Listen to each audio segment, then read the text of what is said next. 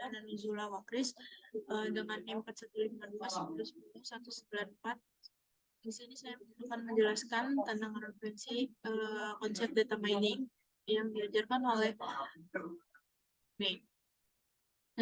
Konsep data mining, di sini ada definisi data mining adalah proses penemuan pola yang menarik dari data yang tersimpan dalam jumlah besar. Pada dasarnya, data mining berhubungan erat dengan analisa data dan penggunaan perangkat lunak untuk mencari pola dan kesamaan dalam sekumpulan data. Beberapa faktor yang mendukung perlunya dilakukan data mining. Yang pertama ada data telah mencapai jumlah dan ukuran yang sangat besar. Dua, ada telah dilakukan proses data warehousing.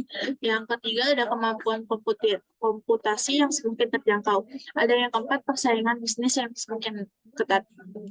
Nah, di dalam data mining terdapat dua tipe, yaitu model verifikasi menggunakan pendekatan top-down dengan mengambil hipotesa dari user dan memeriksa validitasnya dengan data sehingga bisa dibuktikan kebenarannya.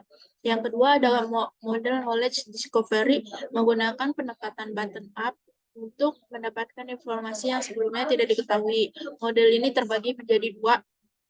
Ada directed knowledge discovery atau yang keduanya undirected knowledge discovery. Nah, selanjutnya ada tahapan proses dalam data mining, yaitu ada seleksi data, ada pre-processing cleaning atau pemilihan data, transformasi data mining, interpretasi, evaluasi.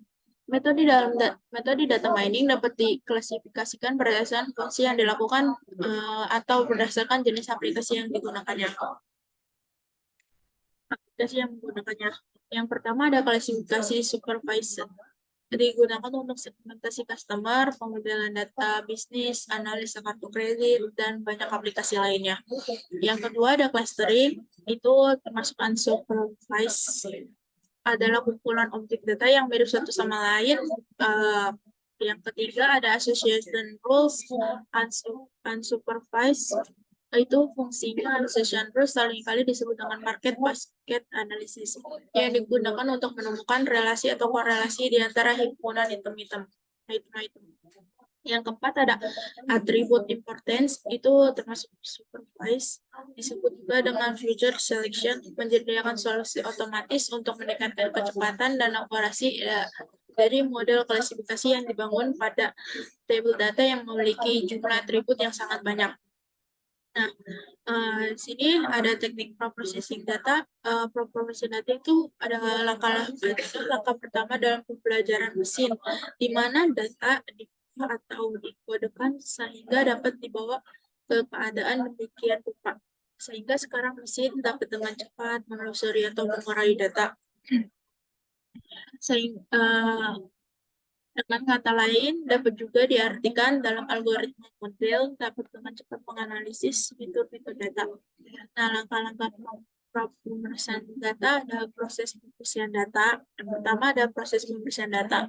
Pembersihan data adalah proses untuk mendeteksi data yang salah atau bermasalah dan memperbaikinya atau menghapus dari kumpulan data.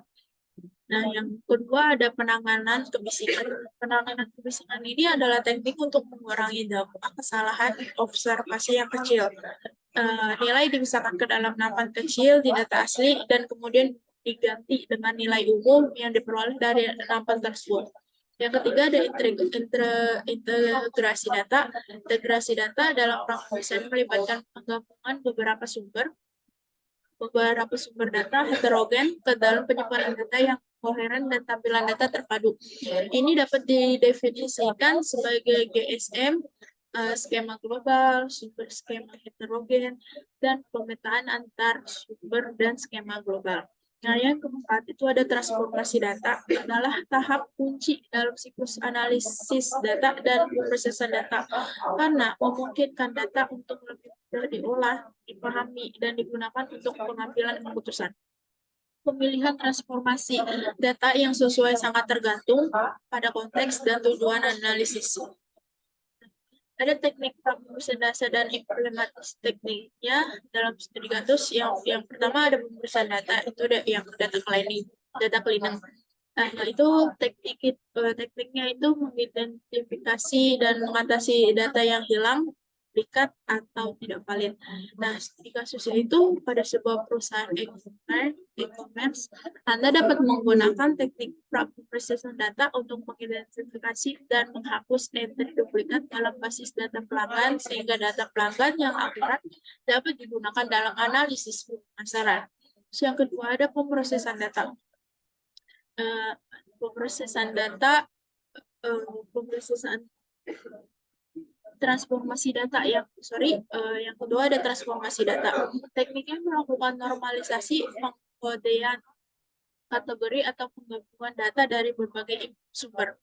Nah, studi kasusnya pada proyek analisis kepuasan pelanggan, Anda dapat mengkode data kategori jawaban survei pelanggan menjadi nilai-nilai numerik untuk analisis statistik lebih lanjut. Nah, yang ketiga ada reduksi dimensi atau dimensionality reduction. Tekniknya mengurangi jumlah atribut atau fitur dalam data, mengurangi kompleksitas, dan meningkatkan efisiensi analisis. Studi kasusnya dalam analisis data genetik, Anda dapat menggunakan analisis faktor utama yang Principal Component Analysis atau PCA untuk mengurangi dimensi atribut genetik tanpa kehilangan informasi penting. Nah, yang keempat, deteksi anomali atau anomaly detection. Tekniknya mengidentifikasi data yang tidak biasa atau tidak wajar dalam dataset.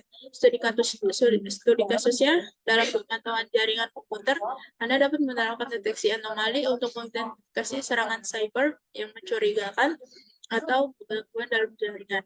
Yang kelima ada normalisasi dan standarisasi.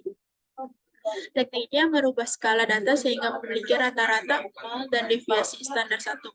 Studi kasusnya dalam analisis data keuangan, Anda dapat menerapkan normalisasi pada data saham untuk membandingkan kinerja saham dari berbagai perusahaan dalam satu grafik. Yang keenam ada pemfilteran data filtering. Tekniknya menghilangkan atau menghubungkan data berdasarkan kriteria tertentu. Studi kasusnya pada proyek analisis harga rumah, Anda dapat menerapkan pemfilteran untuk menghilangkan rumah yang dijual dengan harga yang jauh di bawah atau di atas rata-rata pasar. Yang ketujuh ada pemotongan data mining. Tekniknya itu mengelompokkan data ke dalam rentang nilai bin untuk mengurangi kerumitan dan efektivitas analisis. Studi kasusnya dalam analisis data demografi, Anda dapat menggunakan usia dalam umur untuk analisis statistik yang lebih mudah. Mengambil teknik para data ini melibatkan serangkaian langkah konkret yang Anda terapkan pada dataset Anda. Nah,